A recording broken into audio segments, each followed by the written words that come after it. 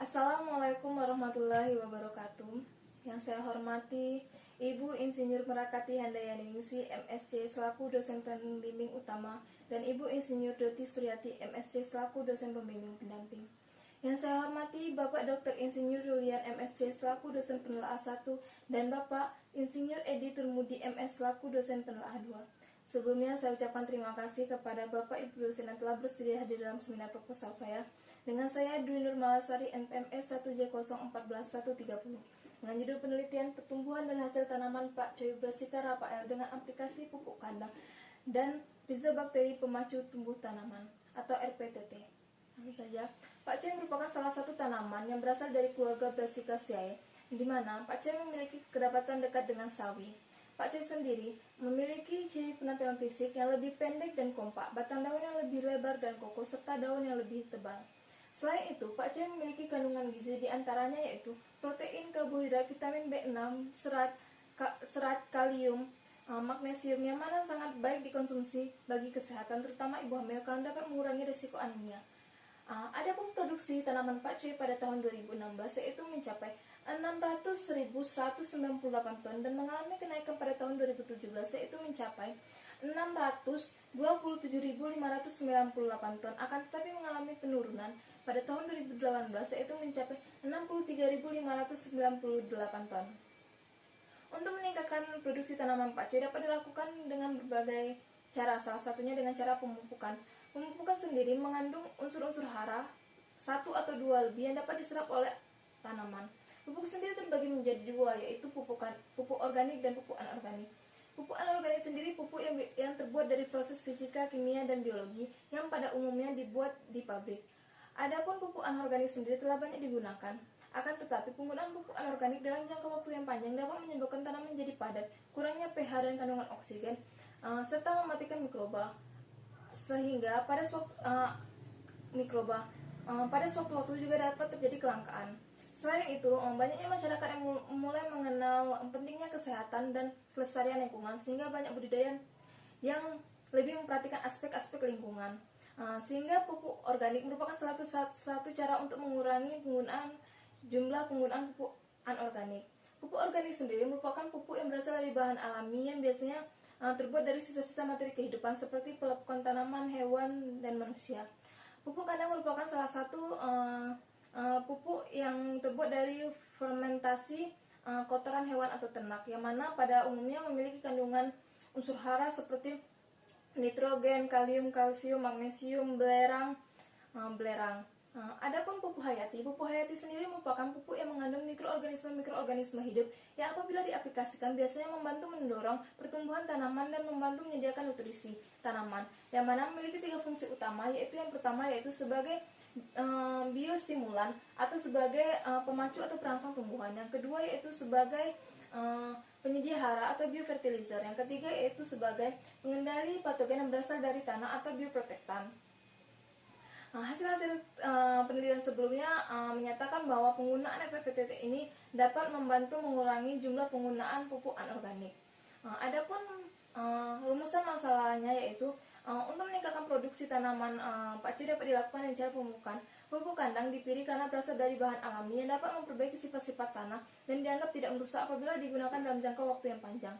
Dan penambahan RPTT untuk menunjang penggunaan pupuk kandang sehingga meningkatkan pertumbuhan tanaman karena mengandung mikroba-mikroba yang menguntungkan bagi tanaman. Selain itu, masyarakat banyak yang beralih ke pola hidup sehat sehingga sangat penting mengkonsumsi sayuran, terutama sayuran organik.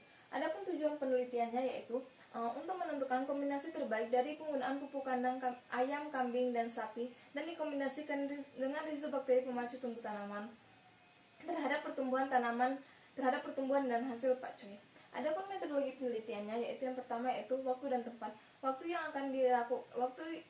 yaitu pada bulan Mei sampai bulan Juli 2020 bertempat di Desa Karanganyar 2, Kecamatan Alaga Makmur, Kabupaten Bengkulu Utara, Provinsi Bengkulu. Adapun alat dan bahan yang digunakan yaitu diantara lain yaitu cangkul, gembor, timbangan analiti, penggaris, meteran, kemudian ada polybag, kemudian ada benih pakcoynya menggunakan Noval F1, kemudian ada pupuk kandang kambing, sapi, dan ayam, kemudian ada dolomit, kemudian ada NPK, Adapun rancangan yang digunakan yaitu menggunakan rancangan acak lengkap dengan 8 perlakuan dan 3 ulangan sehingga mendapatkan 24 unit percobaan.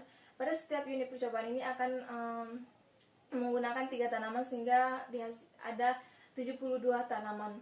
Adapun perlakuan yang pertama yaitu tanpa perlakuan, yang kedua itu menggunakan pupuk NPK 1,8 gram per polybag, yang ketiga menggunakan pupuk kandang ayam 135 gram per polybag, yang keempat menggunakan pupuk kandang kambing 135 gram per polybag, yang kelima menggunakan pupuk kandang sapi 135 gram per polybag, yang keenam yaitu menggunakan pupuk kandang ayam ditambah RPTT sebanyak 100 ml, yang ketujuh menggunakan pupuk kandang kambing ditambah RPTT 100 ml, dan yang ke-8 menggunakan pupuk kandang sapi ditambah RPTT 100 ml. Adapun tahapan penelitian yaitu yang pertama yaitu persiapan media tanam. Persiapan media tanam ini dengan cara mengambil tanah yang telah dibersihkan dari sisa-sisa atau sisa-sisa akar pada kedalaman 0 sampai 20 cm.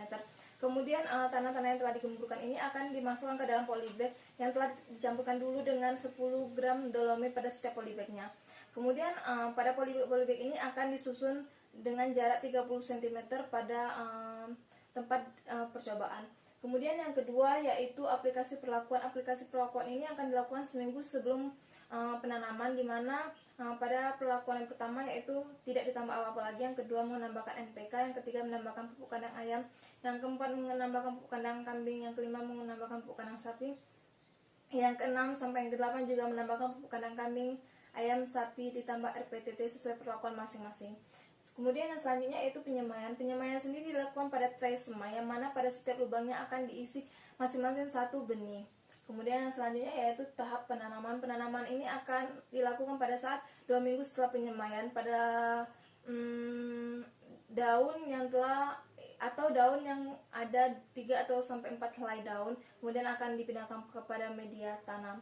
Kemudian selanjutnya ada pemeliharaan. Pemeliharaan sendiri ini akan meliputi penyulaman. Penyulaman ini dilakukan apabila ada tanaman yang mati atau tumbuh tidak normal. Yang kedua yaitu penyiraman, pengairan. Pengairan ini akan dilakukan untuk memenuhi kebutuhan air tanaman.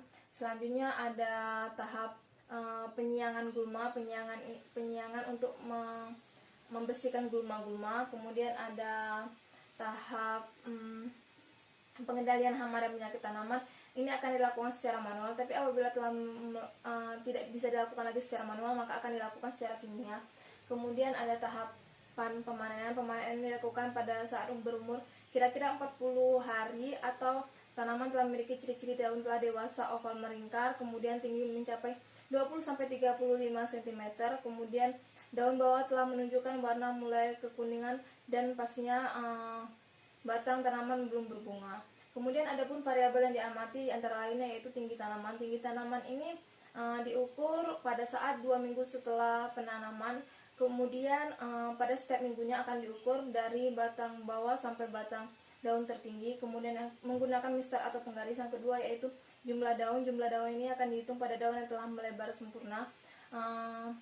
Berapa helai dihitung pada setiap minggunya juga. Kemudian panjang daun. Panjang daun dilakukan pada saat menjelang panen pada daun kedua dari bawah menggunakan meteran mengikuti tulang daun. Kemudian yang ketiga, yang selanjutnya yaitu lebar daun. Lebar daun ini juga pada daun 2 dari daun 2 terbawah pada saat menjelang pemanenan menggunakan mistar atau meteran. Kemudian ada bobot segar. Bobot segar ini dilakukan pada saat pemanenan yang telah memisahkan batang bagian atas dengan batang bagian bawah, kemudian ditimbang menggunakan timbangan analitik.